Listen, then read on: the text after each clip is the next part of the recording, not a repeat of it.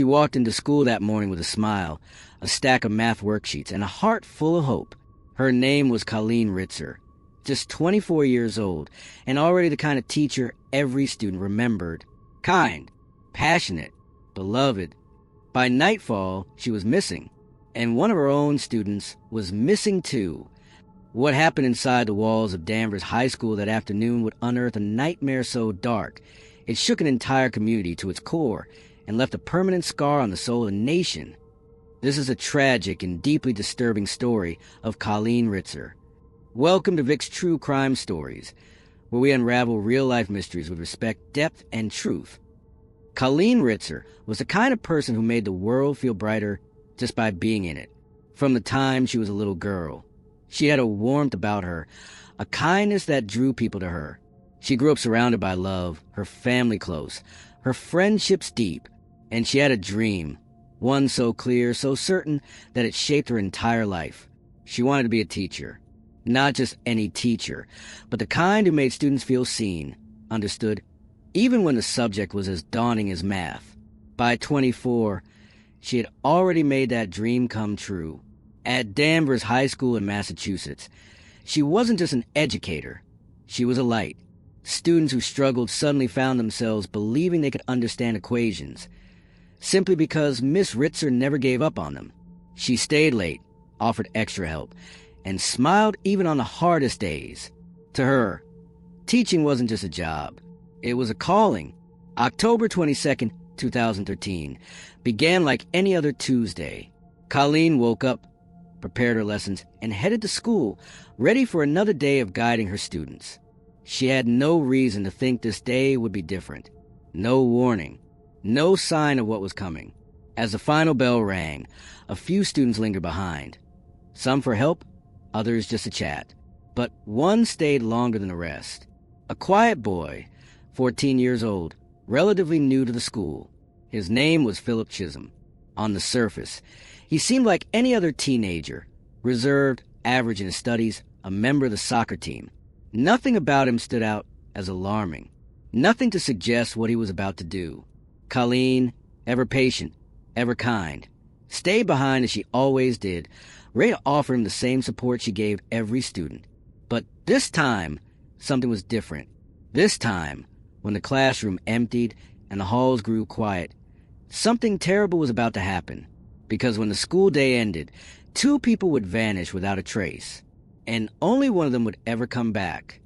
As evening fell on October 22nd, 2013, two families in Danvers were gripped by the same terrible fear. Colleen Ritzer hadn't come home. Philip Chisholm hadn't shown up for soccer practice. Both had vanished without a trace from Danvers High School, and as the hours ticked by, the quiet town began holding its breath. Colleen's family knew immediately something was wrong. This wasn't like her. She always called. She always texted. The young teacher who planned every lesson with care wouldn't just disappear without telling someone. Meanwhile, Philip's mother grew increasingly frantic as she called friends, teammates, anyone who might have seen her son. When their paths crossed at the police station, neither family could have imagined how tragically connected their loved ones really were. The school became a crime scene as investigators combed through every hallway, every classroom. Then came the first chilling discovery: blood in the second-floor women's bathroom. Not just a few drops, but smears and spatters that told a violent story. Outside, near the tree line, more horrors waited. A recycling bin stained red, a backpack, items of clothing that no one wanted to identify yet knew they must. But it was the school's newly installed security cameras that would reveal the full nightmare. The footage showed Colleen leaving her classroom at 2:54 p.m., walking toward that fateful bathroom. Moments later, Philip followed. The way he moved was methodical, pulling on gloves before entering, emerging alone later with his demeanor strangely calm. The cameras captured him returning multiple times. Once to gather belongings, another time wrestling that large recycling bin through the halls. In one frame, he wore a black ski mask. In another, he'd changed clothes entirely. Each pass through those hallways, each trip to that bathroom, painted a clearer picture of something unthinkable.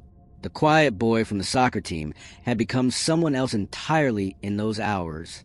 Someone capable of things no one could have predicted. When police finally found Philip walking along a road hours later, he had Colleen's identification in his pocket, her credit cards, her personal items, and in his backpack, the bloody box cutter that would become the key piece of evidence. Then came the confession. Not frantic, not emotional, just cold, matter-of-fact truth, as Philip admitted to killing his teacher. He didn't cry. He didn't hesitate. And when he offered to show detectives where he'd left Colleen's body, they followed him into the woods behind the school, not knowing what fresh horrors awaited them there. The police cruiser's headlights cut through the darkness as officers spotted a lone figure walking along the quiet Massachusetts roadside. It was Philip Chisholm, the missing 14-year-old boy who had become the focus of a desperate search. But this was no ordinary missing child case. As officers approached, they immediately noticed something disturbing about his demeanor. He wasn't frightened. He wasn't relieved to be found. He simply stood there, almost waiting for them. When they asked where he'd been, his answers came too calmly. When they searched his pockets, the discovery made their blood run cold. Colleen Ritzer's driver's license, her insurance card, her credit cards. These weren't stolen items carelessly shoved away, but possessions carefully collected. Then came the backpack. Inside, officers found items that would haunt them for years to come. Colleen's personal belongings, her undergarments, and a box cutter crusted with dried blood. The same blood that had stained the school bathroom floor. At the police station, Philip didn't ask for a lawyer. He didn't cry for his parents. He simply began talking, his voice eerily steady as he described in clinical detail what he had done to his math teacher. The words came out so matter-of-factly that detectives had to pause, struggling to reconcile this calm confession with the horrific violence it described. Then came the most chilling moment of all, when Philip offered to show them where he'd left Colleen's body. The woods behind Danvers High School became the scene of a second crime scene that night. Flashlights cut through the darkness as Philip led investigators to a shallow depression in the earth. What they found there went beyond a simple murder. The evidence suggested Colleen had been attacked first in the school bathroom, then brought to this lonely spot where the violation continued even after death. The brutality of it left hardened investigators shaken to their core. When the case went to trial, Philip's defense team argued he had suffered a psychotic break. They claimed this quiet, unremarkable boy couldn't possibly have committed such calculated violence in his right mind. But the jury saw things differently.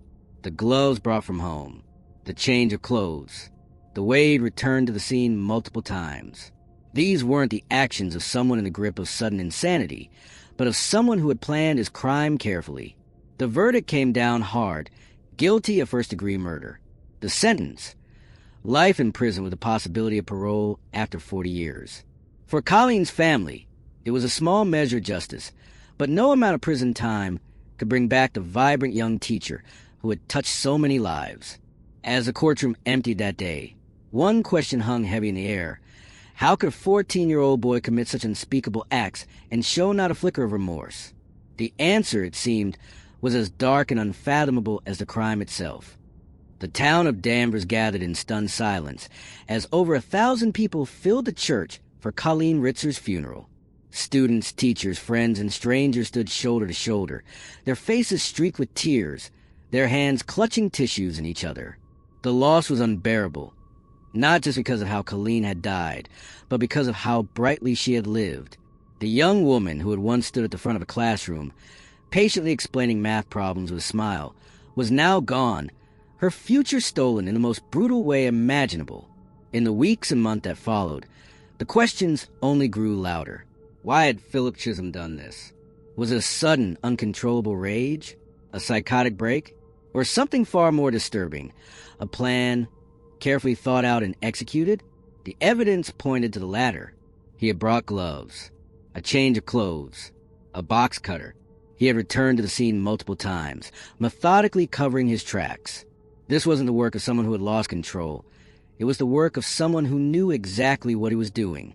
And yet, despite the horror, Colleen's legacy refused to be defined by her death. Her family, determined to keep her spirit alive, established the Colleen Ritzer Memorial Scholarship, ensuring that future teachers would carry on her passion for education. Schools across Massachusetts reevaluated their safety protocols, installing more cameras, tightening security, and training staff to recognize warning signs they might have missed before. But even with these changes, one haunting question remained unanswered. What had truly driven a 14-year-old boy to commit such an unspeakable act? Was there something in his past, some hidden darkness, that had gone unnoticed? Or was this evil something that had simply emerged without warning, without reason? The truth may never be known. But what is certain is this: Colleen Ritzer's light was extinguished far too soon, and the world is a darker place without her. Her story is not just one of tragedy, but the enduring impact one kind, dedicated teacher can have, and the terrifying reality that sometimes evil wears the face of someone you'd least expect. There are stories that stay with you long after the final words are spoken. The story of Colleen Ritzer is one of those.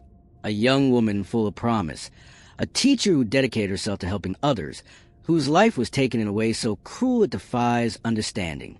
Her death forces us to confront uncomfortable truths, that evil doesn't always announce itself as snarl or menacing glare.